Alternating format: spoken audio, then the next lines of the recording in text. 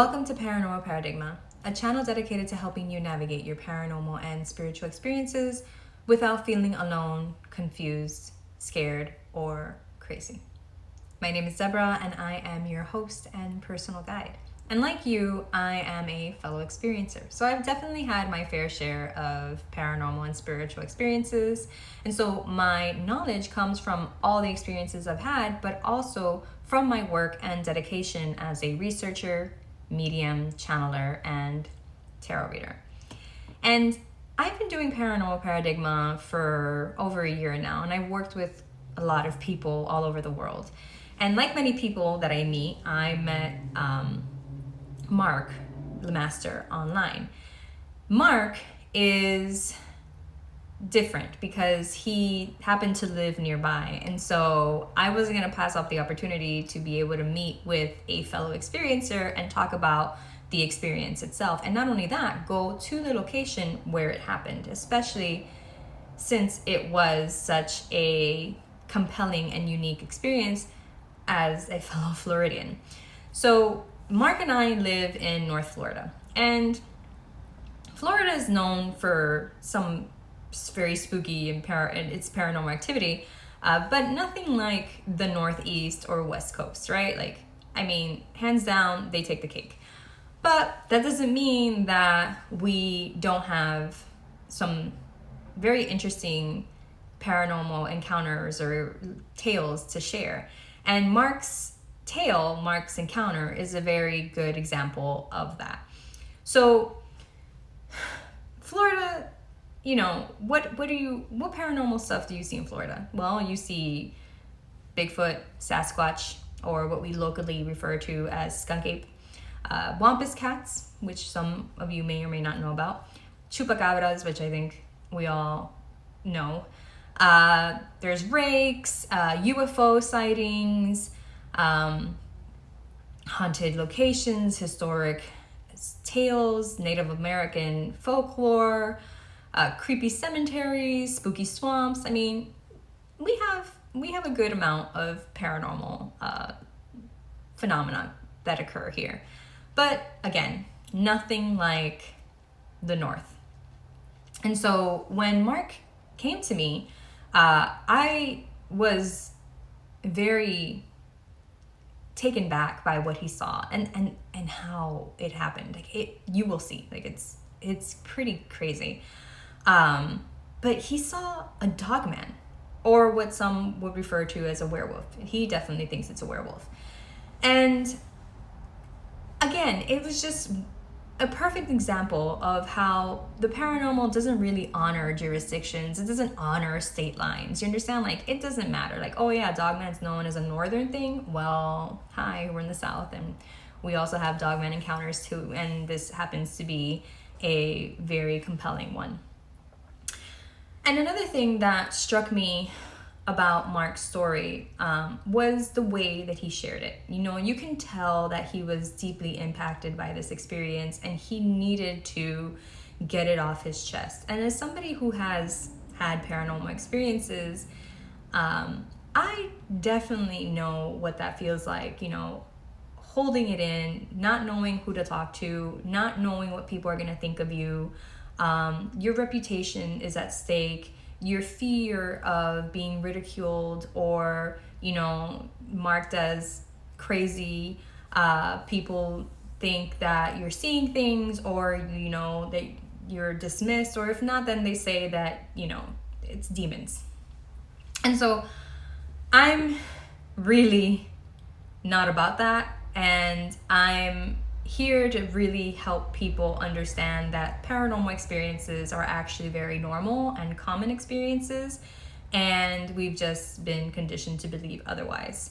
And so when Mark came to me with this story, I was very like, oh my goodness, because it's, again, another great example of how the paranormal can have profound and lasting effects on us, especially when we don't have the right support or resources, or when the very phenomena threatens your life, as it almost did with Mark. So, without further ado, I will present to you the interview, and you can determine, whether or not you believe that this is real. And I'm going to, tell you that I obviously believe that this is real. This is why I'm sharing it. And I really hope that you understand that these things are real. Our experiences, our paranormal experiences and spiritual experiences are real experiences and can have profound effects on us. Now, go watch it. Tell me what you think in the comments. But before you do that, please, please, please, please, please, this is my first video, and I'm really, trying to get this channel going. So help me grow this channel by subscribing, liking, sharing, and hitting the notification bell. Because by doing so, you're going to get access to more unique stories, truths about the paranormal, and information and resources to help you navigate your own paranormal and spiritual experiences. So here you go.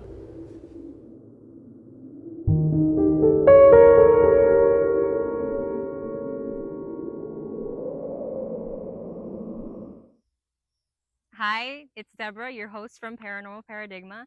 And today I have a very special guest with me today, who has a incredible and frightening true story to share with us. And so I think we're very lucky to have him here with us. And I'm going to introduce him. So his name is Mark Lemaster. Hey, Mark. Hi, Deborah. It's nice to finally meet Nice to you. finally meet you too. And we're here because, you came to me through Reddit. Yep, It was through I Reddit that we, seen your story on Reddit. yeah, I was doing some research because of what happened to me 4 years ago during the summertime, like now. yeah. And my research led me to the cryptid community on Reddit. And then I read a couple of stories, but yours stood out to me. And then a couple of other stories that I looked into before that made me want to come out. And then I finally did. And then I wasn't expecting anybody to reach out to me about it. And then you contacted me. So, It's what I do. hey, no, I was grateful because I wanted to get it out. Well, I'm very I've been glad. carrying it for too long. I know you have. I know we talked about it, and Lost a lot of sleep. I know. So, but before we get into that, because it's going to be, Yeah. you know, I think we should definitely talk about a little bit about you and just like let everybody know who you are and a little bit of your backstory and where you're from and, anything else you'd like to add about, living here in My name this is area. Mark Lemaster. I'm 41, originally from Watertown, New York, born there, moved here when I was little, was raised here in Florida, lived in Gainesville for a little while, moved to Alachua, and then moved out here to between Newberry and High Springs. Been out here for 26 years. And what have you done? I used to be a professional wrestler locally, worked for Wickedly Insane Professional Wrestling out of From where? Bell, Florida. Bell, Florida. And then where did you wrestle? Like, who were you They affiliated with? um they were independent. Independent. It was a private own at first. They were trying to get big, but it didn't get very far. What was their name? The owner's name was Blake Bass, Blake Bass. and the name of the promotion was WIPW. WIPW. Wickedly Insane Professional Wrestling. I was one of the last hardcore champions of the area. This How, area. how many championships did you win? Two. Two? One tag team and hardcore. Nice. Okay, and then that was when did you retire from wrestling? I left. They shut down, and then I was trying to get my way back in, and then I had a chance to go to NXT, and then I got an injury in 2010. What injury? I fractured my fibula in 3 places in my left ankle and damaged my entire left leg from my hip to my toe. Had surgery, was down a year and a half before I could walk. It was that wrestling accident? Yes. I see. And Found you out. retired from wrestling and then you got back into the paranormal? Okay. Especially after what happened to me 4 years ago in this very spot. We are here, aren't we? You haven't been here since. Nope. I've been afraid to come back here. I know. from what you've told me, I think anybody would have been afraid If too. they all saw what I saw, they'd be scared too. From what you've told me, I don't yeah. get scared easily, but that was the second time in my life that I've ever felt fear for my life. And I was in a car. All right. So when we get before we get into that, then here in Florida, I mean, it's pretty well known There that was there's some stuff. skunk apes, Yeah. wampus cat. Apparently, there's some giant eel thing in the Swanee River. I Oh, never heard of yes. that. I think I have. And there's a few Bigfoots around this area. Mm-hmm. Um, there's a rake around this area too that I just discovered recently. So most of like the normal things that, we can But I'm expect. also a person that doesn't drink, don't smoke, don't do drugs. I'm not a person to make up a story. I don't usually speak unless I got my facts straight or I know what I saw. Yeah. And I mean, I feel like also when it comes to these stories, people, it's really hard to come forward to talk about these things because we There's already know that either we're not going to be believed or that we're going to get ridiculed. or you go to the wrong person, you'll be in a padded room. Yes, exactly. And, and they'll also try to suppress you and all that. So, Or you're just crazy. exactly. Exactly. And so, yeah, so then what you saw though wasn't what's typically. It wasn't a movie prop. No, we know it wasn't a movie prop. I wish but it was. I know. But what I'm saying is like we typically don't hear in Florida stories of what you saw, which was more of a canine sort of cryptid. It was a werewolf. It was a werewolf. That's exactly what I saw. If Brandon was alive today, he would tell you the same thing. If I could find his son, whose name was Brandon Jr., he would say it. He would verify it too. We were all together.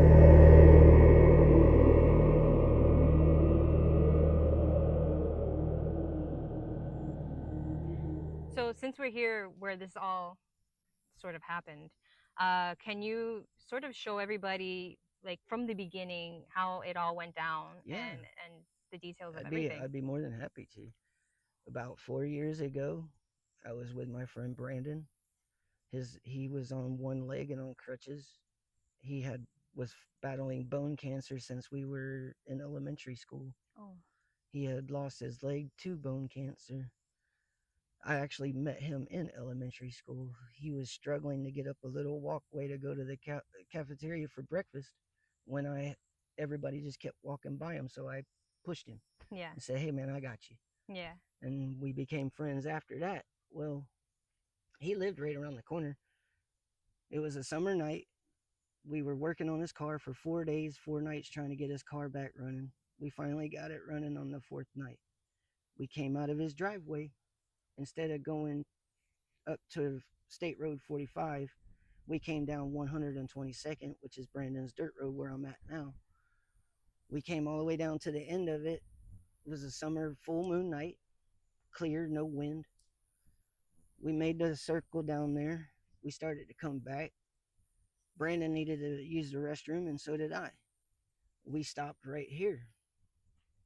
And we were about to get out of the car when all of a sudden something hits the front of the car on the front hood. It hit it so hard that it woke his son up out of the back seat. I thought we were going to roll over. Can you show us with the car? Yeah, the car would have been about right a little bit up further. Yeah. But it landed right on the front hood of the car. And it shook his car so hard that I thought we were going to roll over. His kid was asleep in the back seat. It woke him up out of a dead sleep. Brandon looks at me and I looked at him, and excuse my terminology, but we said, "What the hell was that?" Right. So he leans forward to turn on the headlights to see if there was something in the road. And the dome light inside of his car didn't work, but he had two bright lights on his rear view mirror. So I took my head down to turn those on so I didn't blind myself. Right. And you could hear the fear in Brandon's voice, what happened next. Because I could still hear that fear in his voice standing here. All I could hear was just, "Mark, look." But he just said it was just this fear in his voice. The way he said it, I've never heard him say it like that. Yeah. So as I looked up, and my eyes adjusted, that's when I saw it. It was a canine standing on two legs, had a hunch, had that arc in its back up by its neck, short, long front arms, and longer legs. It could scratch its ankle without having to bend over. But you saw those details once it got off the car. But what did you see when you When got it was on the on the car? car, Yeah. all I seen was that head. It had the pointed ears. It had the irrigated snout like a dog. The eyes were glowing. I've never seen an animal with eyes glowing like that. I've been hunting before. I've been in the woods before. Just never seen anything like that. They were glowing like a golden color of an ember from a fire is what it looked like. Or that golden color of a coal in a fire Right. is what it looked like. But like with like pupils or Or just like it had the pupils there, yeah. but other than that, whenever it would like it had to get close to see the pupils, but other than that, it was like shining. Okay. And so that was what stood out to you when it was Yeah, and on then I this. got to see the jet black fingers, the claws that it had. I could see its forearm, the veins in its arm. Its forearm was at least 5 times the size of mine, and I'm not a little guy. Right. It had to at least stand 7 to 12 feet tall. Probably weighed anywhere from 5 to 900 pounds. I could make out the muscle In its abdomen. in its abs, on its legs, its arms. You can see those muscle dimensions. Yeah. Or the lines for right. muscles. I could make all that out. Yeah, because it landed right, like not was obviously not in this on car. Yeah. not my truck, Yeah. but it landed right around the front hood. It put a gash with its one claw down The windshield. my side of the windshield, because I was in the passenger seat. Brandon was driving. The kid was in the back seat. And so the boy woke up. Obviously, when the car shook. when the Initially, car shook, it so he woke saw him it up. too. Me and Brandon had him shielded at first. It never seen it until we moved out of the way, and that's what we thought made it get off the car. Maybe. And so it was on how much? Like how long did this last? It felt like forever. It felt like an hour or two, but right before we stopped, I found it weird that all these noises that you hear now, they went quiet, dead calm. I could hear a pin drop on the hood of Brandon's car. It's how quiet it got. Which is actually very common when people have these sort of cryptid encounters in the forest. Or a normal predator. Or a huge predator, right? So typically maybe like all the like ambience goes quiet. Yeah. So and as somebody who's hunted before, you know that when the forest gets quiet, there's something big around. Something in danger is around. Yeah. So that happened. So that's what also alerted you that something was wrong. Yep. And I'm glad I didn't get out of the car, because that would have been really, really bad. Yeah, because you guys were about to get out of the car. I was about to get out of the car to use the bathroom.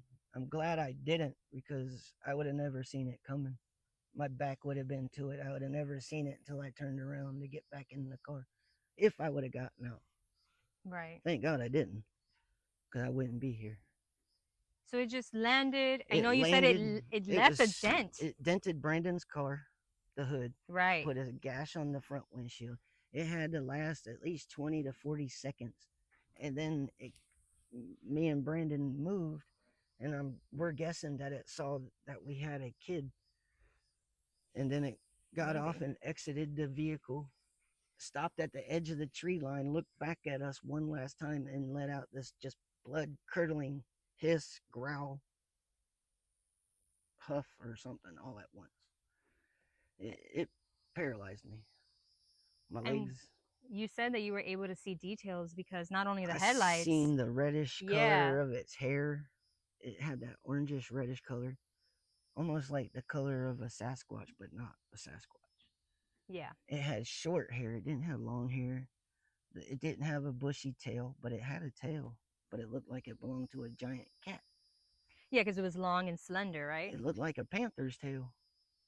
Which is odd. Like, I don't think I've heard of a dogman encounter with a tail. At least, not in the research. But it did have human features too, because you could clearly tell that it had human features to it, but not in the face. And so when it stood here, can we see how big was it? When it stood here, I was sitting down, but it had to at least come up about right here, a little bit taller than my arm. Yeah. It was at least 7 to 12 foot, maybe 9 foot tall, somewhere in between 7 to 12 feet tall. Had to weigh at least 500 to 900 pounds. It could have tore me to pieces. So If then it, you saw that. So this was only 4 years ago. 4 years ago. I never spoke about it. My mom knew about it. What did your mom say? She didn't believe me at first, but all I remember is after I left Brandon, I couldn't speak. I just kept repeating those eyes. And when I got home, my mom, because I helped take care of her, because she's elderly, she asked me why I was as white as a t-shirt and shaking. I couldn't even answer her. I just kept repeating those eyes. She told me the next morning that was all I was doing. Yeah. And then I finally was able to tell her what happened. And at first she didn't believe me, but as I gave more details of what I saw, her face changed. Then she started to believe me. And then you said you've never returned I back never here. came back here. This is the first time in 4 years that I've been back to this spot. I've been afraid. I understand. And how do you feel being here right now? Nervous, scared, sweating. Yeah. And not just because it's hot. Yeah. That doesn't help, but no, but it's not too bad right now. But so I just want to get some of these details straight. You said that it had pointed ears. Pointed ears. It had the irrigated snout of a dog. Did it have like large teeth too? It had some large canines. The canines looked like it belonged to a T-Rex. Okay. It was a big dog. And then it had to be at least an alpha from what it looked like. Yeah. Because it was big. And then you said, did it have like the broad shoulders? It had big shoulders. Yeah. It was big. Like. And the legs. It had those dog legs. Yeah. Okay. And where you said that and something that stood out to me is when you were talking about the fingers, they were very, very long. They were the claws. Yeah. From what I saw, I don't know if it was the index or the middle one, but it was one of them. But it was at least that long and about that big around. So we were saying like a girth of like what, 5 inches, 4 or 5 pencils. inches. One of those big thick pencils. Yeah. One of those. Oh, okay, a little thinner then. Maybe like 3. The gimmick pencils, the big giant ones, about like that. It was about that long. And that's what scratched the windshield. Yep. It put a gash on the windshield. I don't know whatever happened to that car that Brandon had. I was just gonna ask you. I was like, what did you guys do? Because you were fixing it. Well, we had got it running, and then it still ran after that. Well, you got home safely, so that is good. But then after that, you guys stopped working on the car? It was running fine after that. We just test drove it that night to make sure everything was going to run right. Yeah. Before going out on the highway and not having access to the tools. I see. It was smarter to come this way than it was to go out to the highway and his house being right here. We get down the road, something happens, we don't have the tools.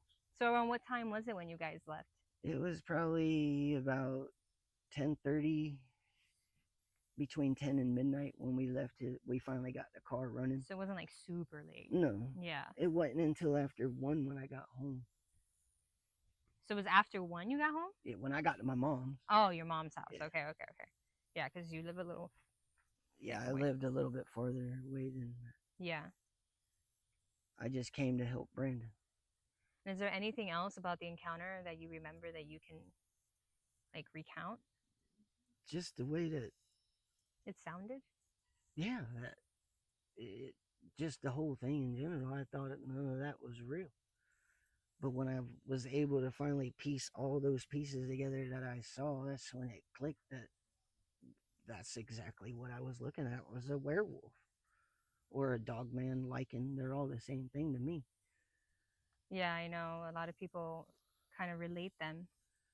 And it didn't help also that you said it was a full moon. It was a full moon. Yeah, which kind of just adds to the werewolf story. Yeah, I thought it was a movie that we were in at first, but nope. It was definitely not a movie. I still get haunted by the eyes that I saw. I've lost sleep because of that. I just was afraid to come out and talk about it. Well, I'm glad that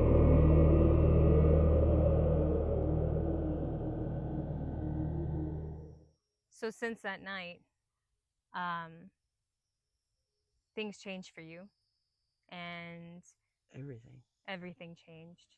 I've And lost sleep because of the eyes that I saw. I've looked up countless animals trying to find something that looks close to it. Can't find anything. and you said that since then you haven't even left. Like you don't go I'm out at afraid to night. go out at night. That thing was huge. And what would it take then for you to finally be able to trust yourself and I guess nature for you to come out again at night? Doing what I'm doing now. Coming back to the location where it happened. Even if you have to wait a few years, like I did. Right. But eventually you got to come back to that spot because when something like that happens, you lose yourself, a piece of yourself. Yeah. Sometimes you want to get that back. You feel like you I lost a big piece of me that night. What piece do you feel like you lost? Like what My part Christianity. Oh. Do you feel that you're not as Christian now? I feel that I was lied to Right.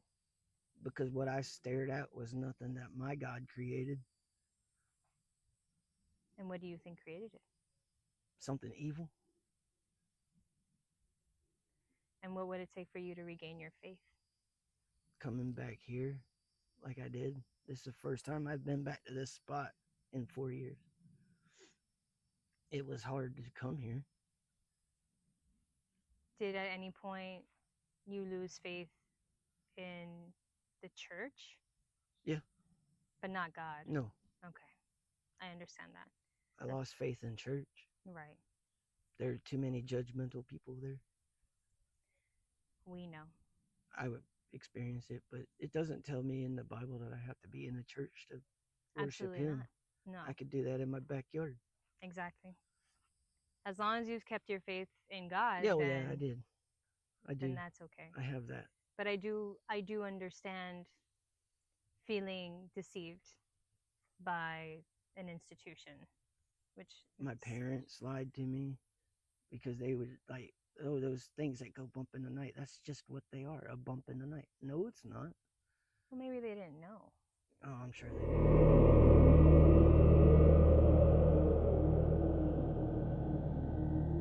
So one of the reasons that I started this page was to be able to interview and talk to people just like you, experiencers that have had these paranormal or unexplained encounters and feel that they have absolutely nobody to talk to, or that they're afraid that if they do talk to somebody, they're going to get ridiculed or not believed, or like you said, taken to like padded room. Yeah, put in a padded room, taken to a psychiatrist I'm or not psychologist. crazy.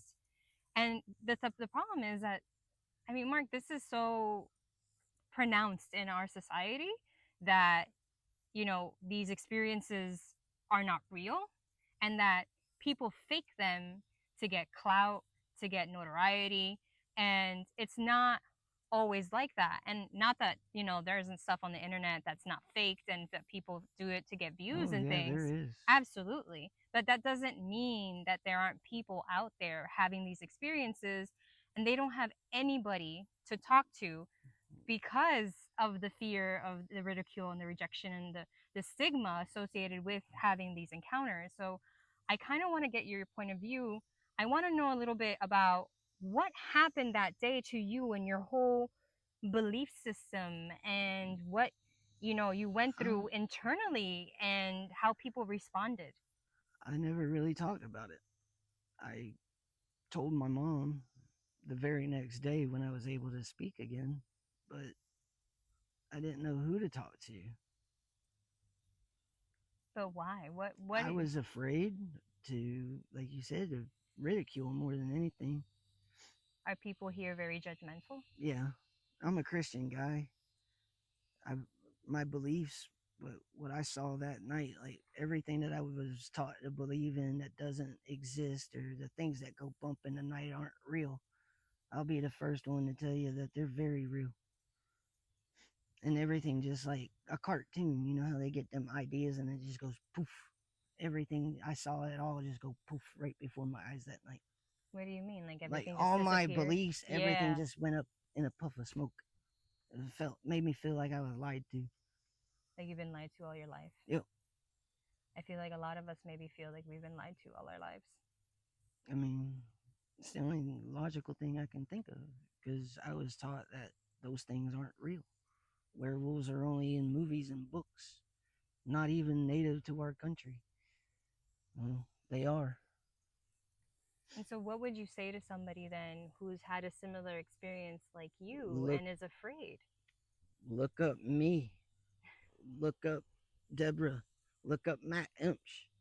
His story is similar to mine, and other than having a spiritual guidance tell me to share the story, he was the main reason why I came forward. You just said something that's very interesting, and I think that a lot of people don't end up touching upon either. You just mentioned spiritual guidance. My friend Brandon passed away last year to his bone cancer. Right. And he was with me that night along with his son, but I felt that he wanted me to share the story. And how do you feel like you received that message? That I would do it to honor him too. But how do you feel like you received that message? Was It it like was a dream or it was like a thought that you just can't get out of your head? it came to me in a dream. And then I heard his voice because he had a deep raspy voice. Yeah. And it used to crack me up whenever he would laugh because his laugh made me laugh. But his voice just said, "Hey man, you need to share this story. What we saw." And so that and so do you think that people who have these experiences should reach out to They somebody? should come out and come forward because the more information about these dogman werewolves or lichens, whatever you want to call them, wherever you're from, the more people that come out, the more research that can go into it and getting legit more answers. And then how do you think people would feel after, kind of just taking that sort of burden off It's a their big shoulder, weight. right? It's a big relief and a big weight lifted off of you once you're able to get it out. Yeah, I know that from personal experience Myself myself. now, because I feel so much better being able to talk to you twice. This being the second time, the first time was great, but just being able to talk to somebody that actually believes you and that is willing to help you is a great feeling. And so you said that your beliefs changed. How do you see the world now? There's more to it than meets the eye. 100%. I believe It, that too. if you go out at night, just be careful. Depending on where you live, stay in groups Yes. because these things are nothing to play with. No. They are dangerous. Don't go poking that bear. Let the sleeping dog lie. Me and my friend just happened. It was a wrong place, wrong time. Yeah. But I wish I would have had a camera. Oh, I'm sure. Though I don't know, sometimes in those That would have made it worse. yeah, I was just gonna say sometimes in those positions, not only would have made it worse, but like you're just The so worst would have enveloped the in worst would have came if I would have got out of the car. Yeah. That would have been the worst. Right. But I would But yes, like even if you did have a camera, you guys were so scared. Like the last thing on I your don't even think mind. my fingers would have worked. Yeah, exactly. The last thing on your mind is getting a I didn't freaking even photo. get to go pee until I got home that night. Exactly. It's like everything just stopped. Like my hands were sweaty that night. My legs didn't want to work. I couldn't even try to run if I wanted to. Yeah. And I was in a car. And imagine all those people that are probably watching who've had similar experiences and haven't wanted to share because of the same things that you felt. The And same now, fears. I mean, yeah. I haven't been back to this spot in 4 years, and I didn't want to come back here. I was afraid to, but I had some motivations. And then you guys wanted to see the spot. Absolutely. And then I had some friends that were like, "Hey man, you can do this, Mark. You got this." That's So very they helped. encouraging. They encouraged me to come back here because I lost a piece of myself out here that night. I thought if I came back out here, I could get that back. Do you feel like you have? No, No, it's I gonna got take a little. closure. Then that's a step forward That's good enough for me for now. because I want to lead that sleeping dog life for sure. Because that was a big dog. Yeah, I really appreciate that. Is there anything else that you think that you want to share to the public and to the If world? anybody has an encounter like this, whether it's an alien, Bigfoot, a dog man, werewolf, a lizard man, whatever it is, there's always somebody out there that can help. Just reach out. Don't be afraid. Yes, I'm trying not to be. I think you're. I think you're doing it. And if there is anybody out there who has had an experience and has nobody to talk to, you can always reach out to me at Paranormal Paradigma here on I'm YouTube. on Twitter at Mark Lemaster. Mark is always, he's more than willing to share If his you story want and to talk to talk, people. contact me, reach out to me, ask me questions. Feel free to. So me and Mark are definitely available, and we'll be more than happy to hear your story. And if you want your story to be shared just like Mark's and you want to be on camera, or this could be done virtually too, send me an email or send me a DM on my Instagram or TikTok, and we'll talk. So www.paranormalparadigma.com.